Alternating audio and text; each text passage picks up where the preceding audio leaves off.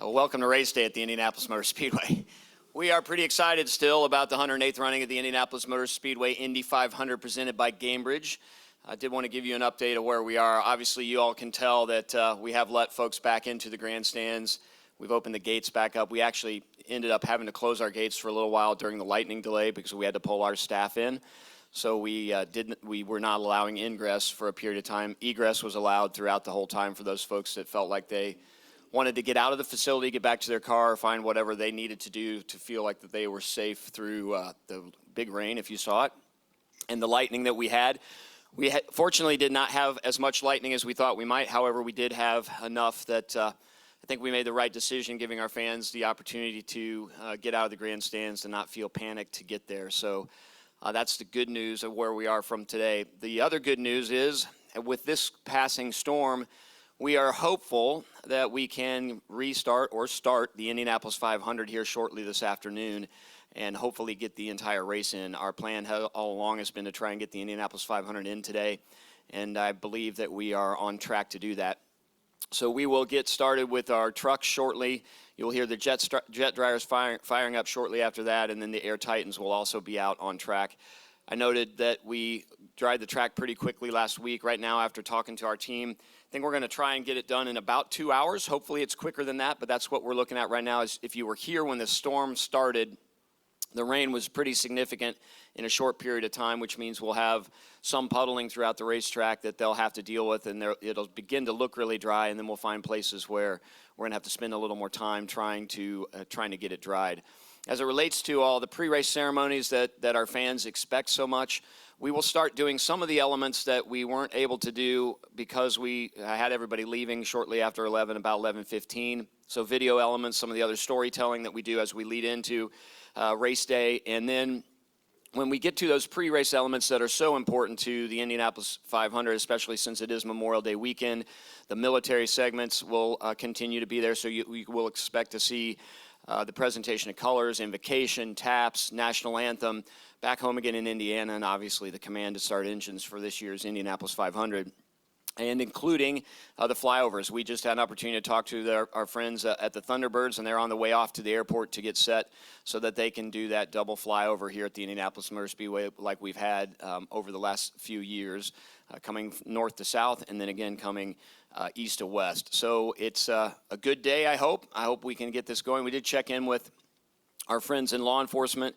to make sure that they were comfortable with this process. Everybody seems to be on board. And so one of the great things about this community is how we all work together and communicate together to put on the world's largest single-day sporting event. And in Indianapolis, as you all know, and we've shown it all year long, starting with the NBA All-Star Game, working through our first round of the NCAA tournament, Caitlin Clark coming here, the Eclipse, the Indianapolis 500, the USA Swimming Championships coming up. We do big events well here in Indianapolis, and it's really because of the communication. But the biggest thank you, I think, two of them, that I want to give to each of you for helping us communicate the challenging day to your readers, your listeners, your viewers, as we've managed through this first round of storms, but mostly to the Indianapolis 500 fans who, many of them stuck it out underneath the grandstands and in their cars, and some of them actually playing out in the rain. So it is really because of them that we get to do this. Another item, the snake pit. We actually closed the snake pit at the same time when we were having people come out of the grandstands. We actually had all of those folks in the snake pit actually leave the venue because of the staging and the other things that are up there. We wanted to make sure we don't have any wind incidents. We have sent them back into the snake pit, and Excision will start at 3 o'clock to get playing. So one of the bands, Dom Dalla, is unable to stay with us just because of the timing, but we will get 4 of the 5 bands in, and the number 1 band, Excision, will be in there. I know a lot of you are like, Doug, do you like Excision? But that's the band that'll play, so we're excited about that, so ready to go. And then sort of as an extra gift, I guess, to our community, as we know, a lot of people come here and expect to be able to leave the Indianapolis Motor Speedway sometime around 3:30 or 4 o'clock when the Indianapolis 500 is completed, to go home and relieve babysitters or get ready for what they're doing on Monday, or to get ready to watch the broadcast, the delayed broadcast on Sunday night. at home. We've talked to our friends at NBC and at WTHR, and sometime prior to the last elements of the pre-race ceremony, WTHR will broadcast this year's Indianapolis 500 live for those fans who could not stay or felt too wet and decided to go home. So we're excited to do that, and thank you to our friends at WTHR and NBC for working with us to make that happen. Also want to give a big shout out to Radio 1 and everybody at the Indianapolis Motor Speedway Radio Network, which is an unbelievable way to experience the race. And when we're not broadcast live, it is the only way to hear it live for all that they do. Many of our fans in the grandstands, we communicated to them as we were going through this through the radio network, and it's a really powerful way to explore the Indianapolis 500. And we want to thank them for continuing to broadcast here and be such a good partner. But that's really all we've got right now. Timing-wise, we're just going to do the best we can to get this thing dried and try and get things started. We'll keep you updated on track. I think you'll start to see it lightening up here pretty quickly. And with that, happy to take any questions. Yeah, Mike?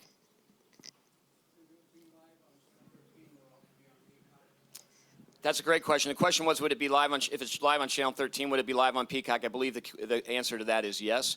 I'll follow up and make sure that that is the case. Has the window closed for guests with the cold passes? The window has closed for the guests with cold passes, so that we were able to get through most of that this morning. I think the timing for that was going to be 10:45 anyway. And I think in order to get the race completed, we need to just focus on those essential personnel that need to be getting cars ready and getting the track ready. With all the track drying equipment, it's going to be really difficult to have a lot of others on there. So hopefully those folks had an opportunity to get out there this morning. And right now we're focused on just getting a race in for the 300,000 plus people that'll be in the grandstands. Did Kyle leave, or is he going to run the race? I have not gotten an update on Kyle. And it's funny you asked that, Don, because I got Nathan asked me this morning, hey, what do you guys staying in touch with Kyle on the weather? And I said, honestly, this is the first time that Kate Davis on the IndyCar team is saying he's staying. Okay, great. What's that? Per John Edwards, who is the PR person for Kyle and Hendrick, he is staying. So there you go, Don, there's the answer. But you're only the second time I've thought about that today. Is I thought about it when Nathan asked me, and I got right back to focusing on how we keep people safe here. And then you're the second time, so thank you. Anybody else? Yes, Nathan. Do you guys have any better idea on when this second wave of storms is likely to come through this evening? Right now, I think they say it should be sometime after 8, and maybe even later than that is the most recent update that we've gotten, so feeling pretty comfortable in that. Again, we'll just have to continue to watch it, and if it comes through with lightning, we're going to be in one of those situations again where we want to make sure we give people enough time to get out of the racetrack. But right now, it looks clear, and we feel like we can get 500 miles in. Cool. Thank you. The blackout is lifted for Peacock 2, Mark has just confirmed, so thank you for that, Mark. Any other questions? All right, well, again, just thank you so much for the patience with us. We thank you for you guys hanging with us, and mostly thank you to the fans.